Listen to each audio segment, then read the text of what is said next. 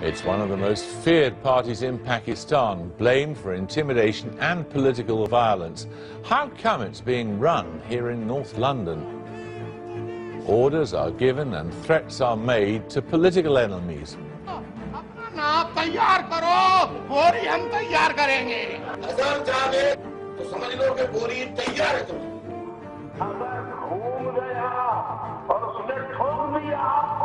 Can the party spokesman explain it all away? Bad news for ducks. There's a crackdown on MPs' expenses, but don't worry too much. Officialdom's tonight decreed that MPs deserve a big pay rise. The BBC's glittering new headquarters have no sick bay. Pity. I think the overwhelming focus was to get numbers out of the door as quickly as possible to say, you know, it's a licence fee, there's money. It's not your money, it's our money. Also tonight, what were trade unions, Grandma?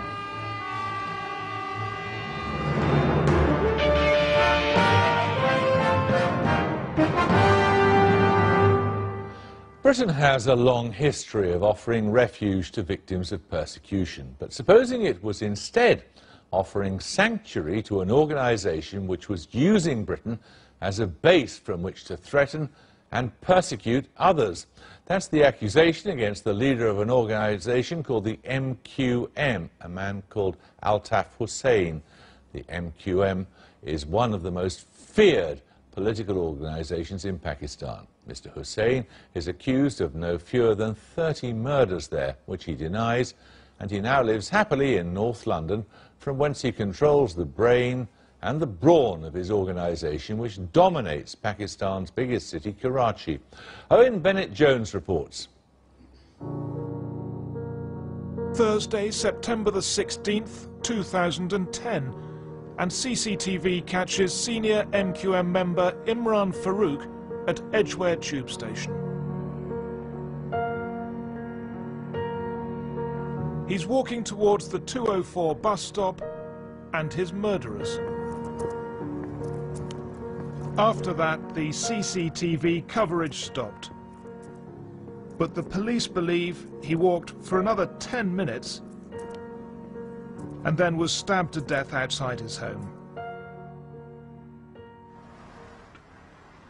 The police found a knife and a brick used to kill him, but there was very little else to go on. The first major breakthrough came over a year later. The Pakistan authorities arrested 2 men, I believe in Karachi, during the year, and that was on the grounds of this murder. We are liaising with the Pakistan authorities to see how we pursue this investigation. It is very much a live investigation. So far, the Pakistanis haven't handed anyone over, but the police here have launched a massive investigation into the murder of Imran Farooq, and they just arrested someone a couple of weeks ago at Heathrow. He's been bailed until September. They also raided this house, and it belongs to Altaf Hussain, the leader of the MQM. Around here, I wouldn't be surprised if many people didn't even know who he was. But back in Pakistan, he's one of the most famous politicians in the country. He's developed the practice of addressing thousands of his supporters in Karachi over the phone. They gather and listen to his voice. And after the raid on his home, he lashed out at the UK authorities. Leave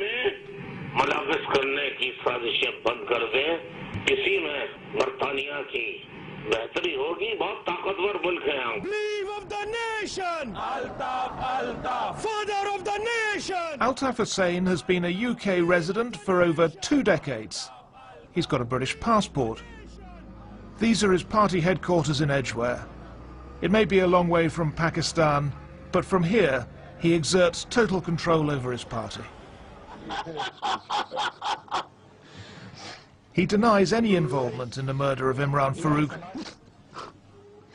And to make the point, he very publicly mourned his former colleague's death. In their raids, the police found hundreds of thousands of pounds of unaccounted for cash, and that's led to a money laundering investigation. And the Metropolitan Police are also formally investigating Altaf Hussain for something else, whether he's using his London base to incite violence in Pakistan. MQM power, By any standards, Altaf Hussain uses rough language. अपना नाप तैयार करो, बोरी हम तैयार करेंगे। अगर जागे तो समझ लो कि बोरी तैयार है तुम्हारी। अगर घूम गया और उसने ठोक दिया आपको, तो फिर उसका इल्जाम वो तुम्हारे बाप का पेट फाड़ कर। The police are now assessing whether those speeches and others like them breach the law. So what does the British law say? We asked a London-based Urdu-speaking barrister to look at some of the clips and to make an assessment. Well, for those to be potentially terrorism offences, one would have to have the use or threat of force, which seems to be there on some of the clips, made for a political cause, and the MQM is a political body, designed to influence the government, and all three seem to be made out. When one looks at the body of material that Newsnight has gathered, it does look as though there's a case to answer, because there is, it appears, an intention that the listener, or the person against whom a threat is being made, should take it seriously. Highlighted here, the most senior MQM leader in Pakistan. He's listening to Altaf Hussain speaking about tearing open abdomens, and yet he insists his leader doesn't use violent language. I categorically would deny and refute that Mr. Hussain would have ever had said what you are saying to anybody. This is just simply impossible. Well, let's take the Supreme Court. They interpreted something he said as a threat, and they demanded an apology, and that's the Supreme Court of Pakistan. If something that may have come as a result of a kind of some emotional outburst or gesture that may have come, so then we are open to criticism also, we are open to correction also, and that is what Mr. Altaf Hussain has always retracted from such statements which may have caused and may have hurt the sentiments of the people of Pakistan or the institutions of Pakistan. We tried to contact former MQM members for this programme. Only one agreed to talk. Naeem Ahmed says he used to work for the party in Karachi and that its members there have killed people. You know, I cannot count, but hundreds people. Hundreds? Yes, hundreds people were killed. The MQM insists that it is a peaceful party, that it doesn't use violence. No, they are not a peaceful party. They are militants group, and they are like a bunch of mafias. Did you ever commit any acts of violence?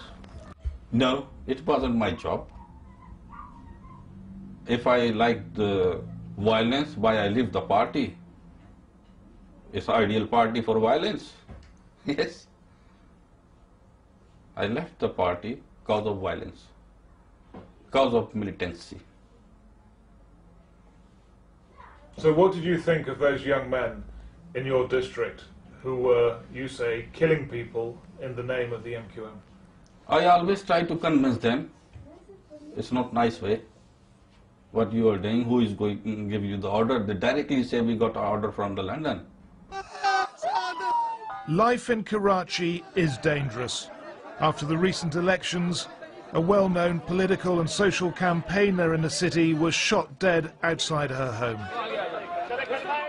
Over the years, I've heard stories of how the police simply kill suspected MQM militants on the streets, meaning the MQM wants revenge. This Pakistani policeman got asylum in Europe because of threats from the Taliban, but also from the MQM. We've changed his name and voice and obscured his image. I think 80% of MQM terrorists arrested by the police are involved in the murder and other terrorist activities. And when you made these arrests, how did the MQM respond? What did they say to you? MQM tried to give a statement against me. Also, they threatened to kill me, and they killed my other colleagues. How many of your colleagues did they kill? I think 20.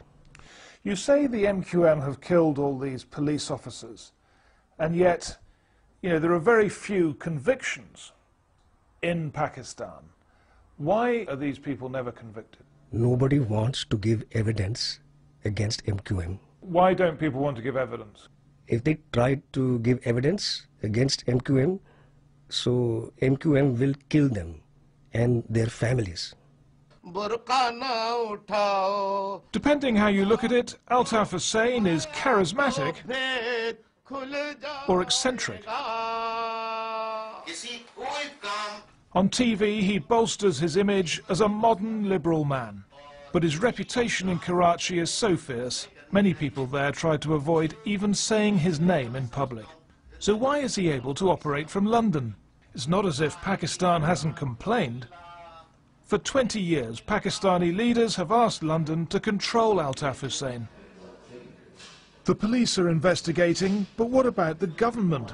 This is Britain's Deputy High Commissioner to Pakistan paying Altaf Hussain a visit in North London. And the MQM says that whenever it needs British visas, the Home Office issues them almost without exception. So why does Britain keep its doors open to the MQM in this way? One member of the House of Lords who's been openly critical of the MQM told us that he won't go to Karachi because he fears if he did so he could be killed. Another member of the Lords says she doesn't ask questions about the MQM because, as she put it, she's got a child to worry about. It all prompts a question: why do British officials, so keen to talk about promoting democracy in Pakistan, deal with a party that privately, they say, uses violence to achieve its objectives? This letter may help answer that. Written by Altaf Hussain, it arrived in number 10 within weeks of 9/11. In it, Altaf Hussain offers Tony Blair human intelligence on jihadis. For years, the MQM and the Foreign Office refused to acknowledge this letter as genuine. But through a Freedom of Information request, Newsnight has established that the letter is authentic and did reach number 10, who passed it on to the Foreign Office. It's a curious thing. On the one hand, here you have this party which has a very complicated and controversial reputation in Pakistan, being run by remote control at a distance of 4,000 miles by its leader from this very city. On the other hand, it offers Britain some degree of influence in Pakistan. And also protection against the jihadis. Yes, the MQM has played very heavily over the years on the idea that it presents a bulwark against Islamist extremism in Pakistan's most populated city. There's no doubt Altaf Hussain is under ever greater pressure. And for many in Pakistan, the pressing question is this: will Britain put him on trial? Well, Farooq Sattar, the parliamentary leader of the MQM in Pakistan, is here now. When Altaf Hussain says he's going to tear out somebody's abdomen, is he planning to do so personally? Jeremy Paxman, what I have to say after I watched this documentary, that BBC, though, is a very reputable organization, but it seems that there has been some influence of the pro-Taliban and radical forces while this documentary was being prepared. You don't deny that he said this. You don't deny he said that he would tear out someone's abdomen. Whatever his statements have been I just televised, want to do it personally, that's all. They have been all referred to out of context. And they have not been, there is no reference to context to it in which he has said that. They've been they're irrelevant. True. When he says to people, we're going to put you in a body bag, he has not said, no. Yes, he has. No, he has not said. No, he has not said that, and he just could not say that. Whatever he has said it, people were just... you know your body bag is ready. People were just laughing.